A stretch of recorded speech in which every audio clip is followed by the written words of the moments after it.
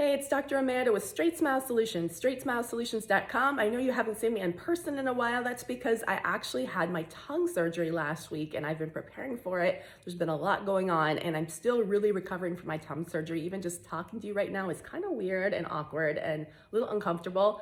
I'll tell you a little bit more about where I am with that. I'm 1 week post-op, but I'm 6 months into the whole tongue released process. So you definitely should watch my other videos on the progress I had with my story, with why I got the tongue release, what it's been like, what the exercises to prepare have been like, how much it's cost so far.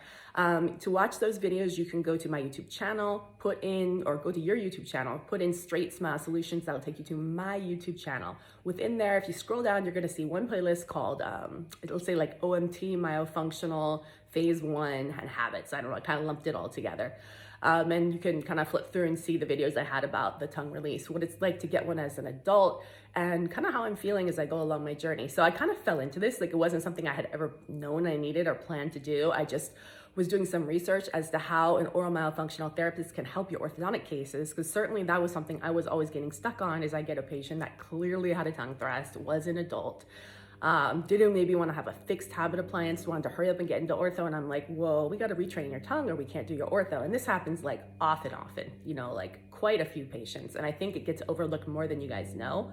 If you do not do this, the patient will relapse, and you know, until you've had one, I've had many that have happened where maybe I didn't realize it. Now I've gotten a lot better about diagnosing and screening for habits, especially tongue thrusts, airway issues, tongue ties, things like that, that can affect the orthodontic progress. So anyways, I mean, really, I probably should have had this release done as a baby, but this was not done in the 70s. So it's a relatively new thing now. So for those of you who are watching this who might be consumers or parents who are thinking about it, I mean, I think sometimes it's a little aggressive with why people are doing it. It makes me very nervous to get surgeries on a baby, but as an adult who has a severe tongue tie, I can kind of tell you some of the symptoms I've been experiencing for a lifetime, and a lot of them have already gone away since I've had the release. So it's pretty fascinating.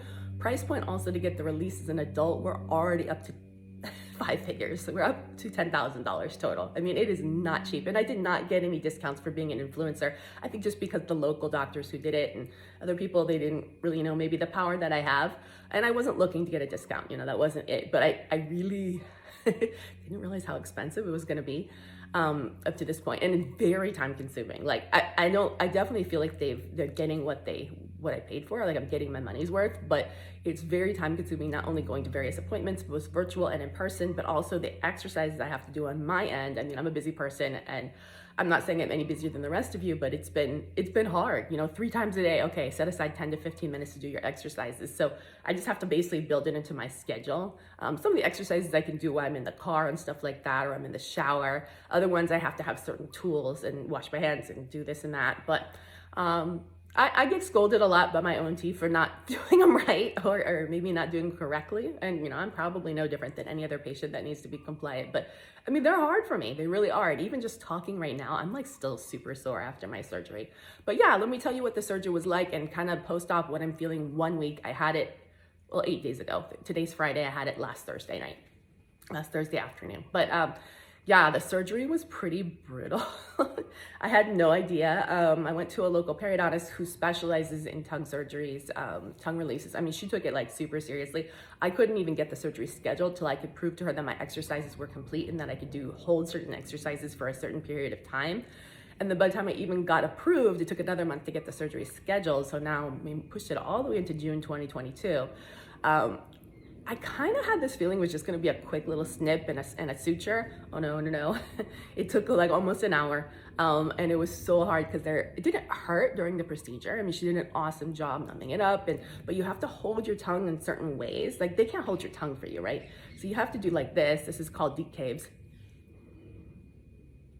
And you can see how I can hold that. You have to be able to hold that suction, holding your tongue back for a matter of minutes while she does certain things. But I could do that, but it was so much harder when I was numb to do that. I really couldn't do that when I was numb. So it's a balance, you know, of being able to hold. And she was definitely she was sweating. She was having a hard time. The recovery was freaking rough. Like literally, I think she used a very short acting anesthetic. So like literally time I stepped out of the building, whoa. And they don't give you any they don't really want you using Motrin, you know, because of bleeding and stuff, because the tongue is very vascular. But then again, the Tylenol was not cutting it. So yeah, I mean, eating, bleeding, I lost a ton of weight. That's great.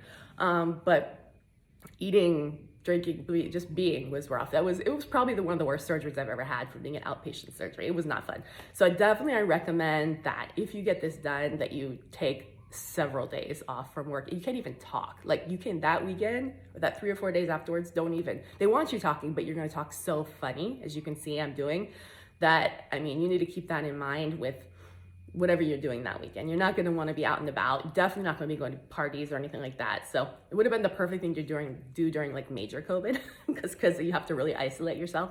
But anyways, I'm on day 8, still very sore, still doing, today I have like literally, hang on, I'll show you my list.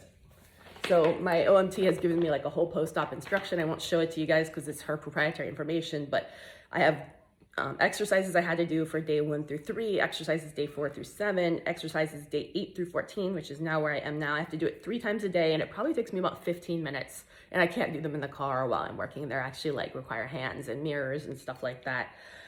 So it's definitely almost an hour a day, I would say, and twice a day for the last week, and then another week I have to send my OMT certain type of photos through her portal so she can see exactly how I'm holding the exercises. So it's very time consuming. Anyways, after that, I have to start going back to my cervical chiropractor. So this is all included.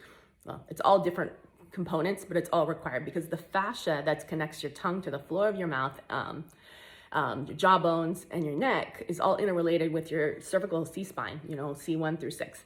And definitely one of the main reasons I wanted to do this procedure is that every morning I would wake up with severe jaw pain, you know, like from here to here, mostly left side, but both sides, radiating into the ear, neck, stiffness, just pain every morning. And it's so funny because I always thought it was just my TMJs. I thought it was, you know, it's clenching. So I was getting night guards. I was getting masseter Botox every 6 months or so, like a lot.